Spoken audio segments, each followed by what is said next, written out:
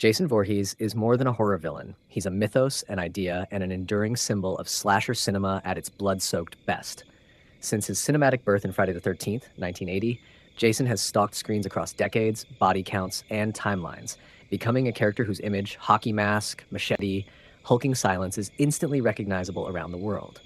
Ironically, in his first appearance, Jason wasn't the killer at all. The original film centered on his vengeful mother, Pamela Voorhees, exacting punishment for her son's drowning at Camp Crystal Lake. But Jason's brief, shocking final jump scare left such a mark on audiences that the sequel made him the franchise's focal point. By Part 2, he was the primary killer. And by Part 3, when he donned that now legendary hockey mask, Jason Voorhees cemented himself as a horror icon.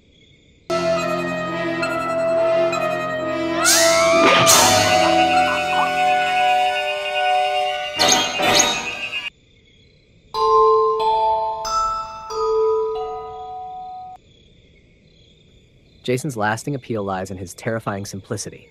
He doesn't speak, he doesn't gloat or toy with his victims. There are no mind games, just a slow, steady pursuit toward inevitable death. He is death incarnate, brutal, primal, unrelenting. But there's also a twisted tragedy behind his mask. Jason was once a disabled, bullied child who was neglected and allowed to drown while the camp counselors partied. His reemergence as an unstoppable killing machine feels like a ghost story passed down over generations. A cautionary tale of vengeance and neglect given monstrous life. That origin gives Jason an emotional depth that elevates him beyond a one-note killer.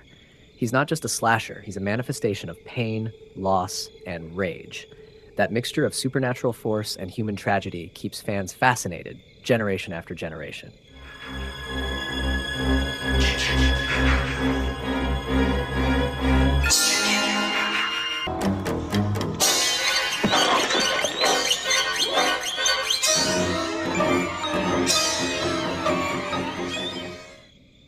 The Friday the 13th franchise itself is one of the most fascinating and chaotic sagas in horror history.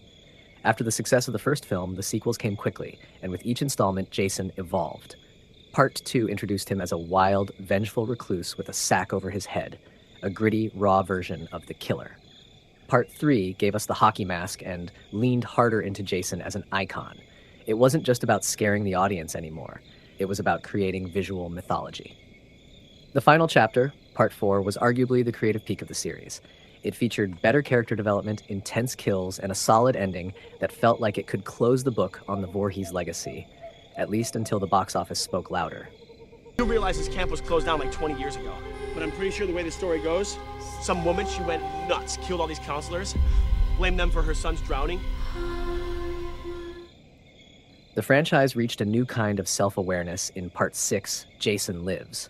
Here, Jason was literally resurrected from the grave by a lightning bolt, becoming a full-fledged zombie and embracing his supernatural nature. The film blended horror with humor, gothic imagery, and even meta-commentary years before Scream made it trendy. It gave fans the carnage they craved, while refreshing the formula with style and wit. This was the first movie to truly understand that Jason was no longer a man. He was an undead legend. In Part 7, The New Blood, Jason faced off against a girl with telekinetic powers in a bizarre but visually exciting twist that gave fans another angle on the well-worn formula. Unfortunately, not every chapter in Jason's saga hit the mark. Part 5, A New Beginning, remains one of the most divisive entries, featuring a copycat killer instead of Jason himself. It attempted to bring the franchise back to its more grounded human roots, but fans revolted. Without Jason, the heart and mask was gone. Jason Takes Manhattan, Part 8, is notorious for its misleading premise, teasing an all-out rampage in New York City, but spending nearly the entire runtime on a boat. Jason eventually does reach Manhattan, but the few minutes of city-based kills couldn't save the film from fan disappointment. Jason Goes to Hell, The Final Friday, was another attempt to reinvent the mythos, turning Jason into a body-hopping demonic entity with a hidden bloodline and mystical dagger.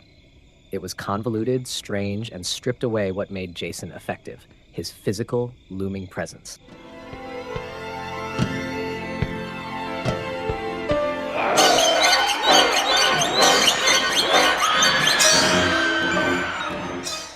And then came Jason X, the infamous trip to space. On paper, it sounds like a desperate franchise-killing move, and to many it was. But in hindsight, Jason X has gained a cult following.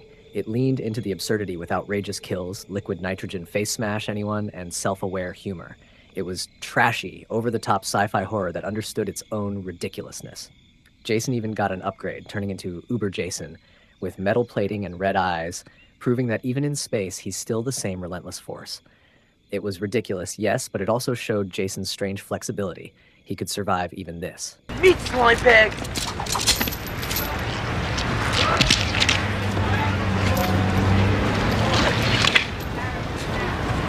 Yo, man, it's cool. It's cool, man. It's cool. Freddy vs. Jason, 2003, was the dream crossover fans waited decades for, and while its tone leaned more toward Nightmare on Elm Street's surrealism, it still gave Jason moments to shine. The battle between him and Freddy Krueger was brutal and entertaining, with Jason coming across as the more sympathetic of the two. He was portrayed as a tool of destruction, used and manipulated by Freddy, but ultimately breaking free and doing what he does best, killing everything in his path. The 2009 reboot tried to reimagine the first few films into a streamlined, more grounded story. It gave Jason more intelligence. He used traps, tunnels, and even kept a victim captive. While the kills were vicious and the tone darker, something was missing. The eerie atmosphere of the early films was gone, replaced with modern horror gloss. Fans were divided. Some appreciated the brutal, no-nonsense approach, while others felt it lacked the creepy campfire story feeling that made Jason iconic in the first place.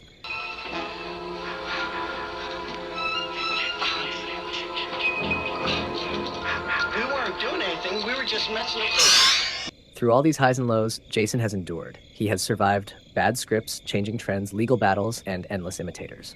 While Freddy had flair, Michael had mystery, and Leatherface had grotesque realism, Jason had simplicity. He was always coming. Slow, silent, but inevitable. He doesn't need dialogue or a master plan. He is a force of nature, a monster born of trauma, silence, and rage. And there's something almost comforting in that. No matter how horror trends evolve, Jason remains a symbol of the pure slasher. The ghost in the woods, the masked figure behind the tree, the sound of the darkness. There's a guy up there carrying a dead body.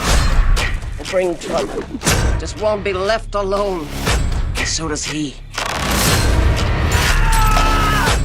So does who?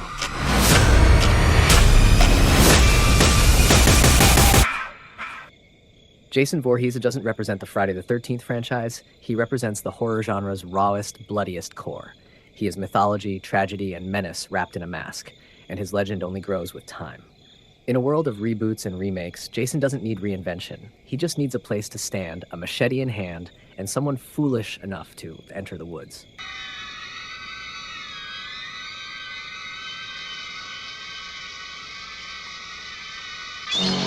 If you're a fan of horror icons, twisted franchises, and deep dives into what makes monsters unforgettable, be sure to like, subscribe, and drop a comment with your favorite Friday the 13th moment, or let us know which sequel you think deserves a second look. I am not leaving until I see him die.